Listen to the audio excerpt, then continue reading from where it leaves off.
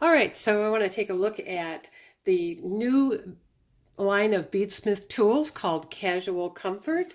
It's got 7 tools in the line, and I just kind of want to go through them with you so you could understand what the tools are like and what each of them are used for. So they all have this nice PVC plastic covering on the jaws, and you can see it's a nice size. It fits nice in the palm of my hand. I have just a regular size hand. Not teeny and not huge, but that fits nicely there. So they're comfortable, easy to use, and they have a nice double leaf spring that's embedded into the PVC so that your spring's never going to just come out or get distorted, get bent under there. It just stays nicely, and it has a nice return action. And this one in particular is the chain nose plier. And what I look for in a chain nose plier is something that goes to a nice fine tip, sometimes as fine as I can get it, while being a nice size tool. But this is about, in this size tool, that's about as fine as you're going to get the tip to go. And I want a nice smooth jaw, nothing serrated to dent and mar my wire. And the joint, this joint is a box joint, which means instead of the 2 sides of the tool just being laid flat like that with a screw running through them both, that you just have a action like that, these are interlocked in a box joint.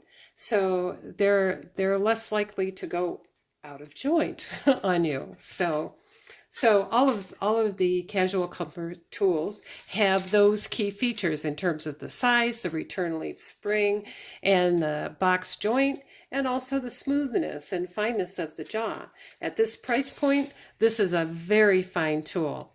I've been buying and selling hand tools for over 35 years, and these are some of the nicest I've seen. So let's see what we might use each of them for.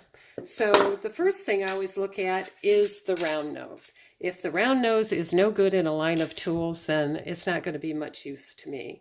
So this round nose is a nice size. It goes to a nice fine tip, and the noses are round. The way you can test the roundness of a jaw on a round nose is you just hold it between your thumb and index finger and rotate it. If there are any flat spots in there, you'll feel them on your fingers. These consistently have a nice round nose. So I want to use this one to make a nice round loop. I can just grasp the wire in the jaw, no wire sticking out, and just push the wire around the tool as I turn it until it meets, and I have a nice round loop on my wire. So it's a nice perfectly shaped P. But if I want to make an eye pin out of this, we want that loop that's centered on the wire. So the way we can get a centered loop is I want a little bend here. So there's 2 ways to do that. One is I can take my chain nose and I want it right in here so I can make that bend right there. So in this case, I'm going to just put the tips of the nose in between, in the center of the loop, and just push with my thumb up against the tool just a wee bit, and then I've got a nice round eye pin. There's another way to do the same thing. And this I had not noticed on these tools until my dear friend Karen Brown pointed it out when we were making jewelry one day. This is a way you can just use one tool, and it's with this combination round nose concave jaw tool. So the way this one works is you can just put your wire in between the jaw in wherever, depending on the size of the loop you want to make, and clasp down and push around. Now you don't have to take it off of the tool at this point, but I am going to, just to show you.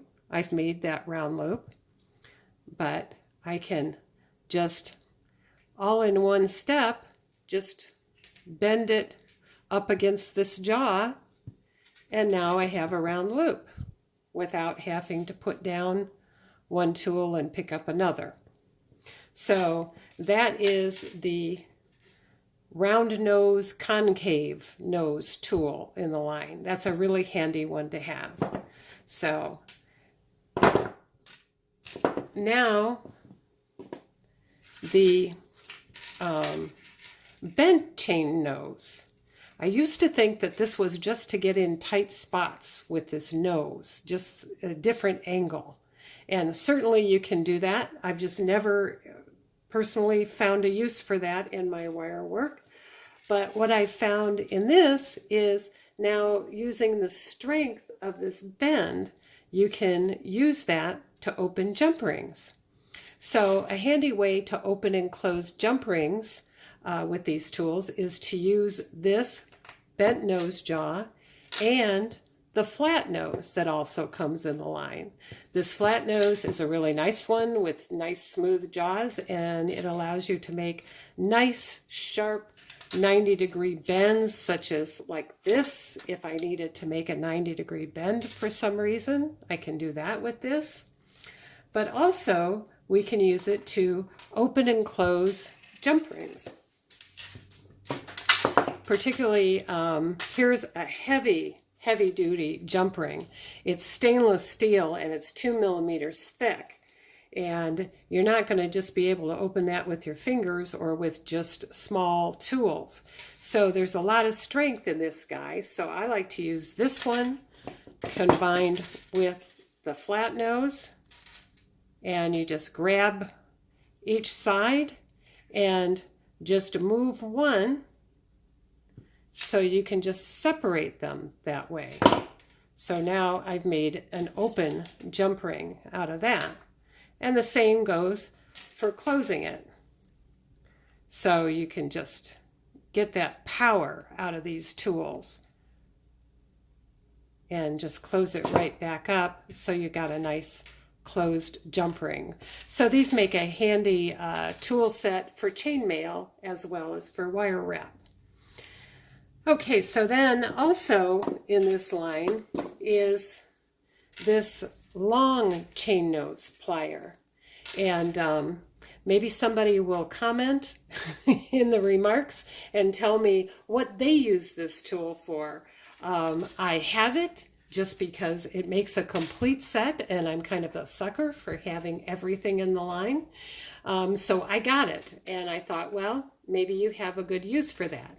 Certainly, I think it's what's often referred to as a needle nose. And needle nose pliers are just something I remember my dad looking for in the garage and grumbling when he couldn't find them. So that's all I can tell you about that. But it's a nice tool. I hope to find a use for it someday. And then there's the wire cutter.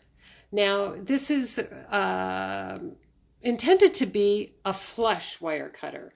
So usually in a flush wire cutter, you'll see on this side, it's flush, meaning that when you cut your wire, you should end up with a flush cut at the other end.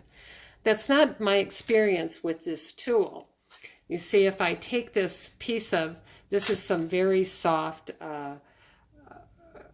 anodized aluminum wire, and it's 2 millimeters thick, so I'm using it for demonstration so that you can see when I cut this wire, what I should get is a flush cut on this side. But I don't. I get something that comes a little bit more to a point. I don't know if you can see that in the camera, but you can trust me. So I don't find this particular wire cutter to be useful when I want a nice flush cut on the end. I also don't find that it nips off so sharply. It sort of mushes. You can hear the nip. It does eventually nip at the wire, but it mushes it first. But granted, this is 2mm aluminum wire, so it's pretty thick and soft. So anyway, I tend to, just so you know, this is my favorite flush wire cutter. I have used this for a gazillion years. I'm cutting all kinds of things flush. You can't cut stainless steel with most wire cutters. This one is no exception.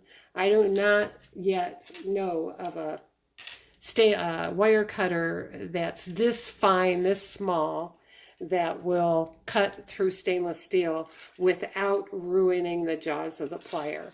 You might see that there's even a couple of nicks in mine where I attempted to cut stainless steel with it. So it's hard to find one that gets into tight spaces while actually cutting the wire.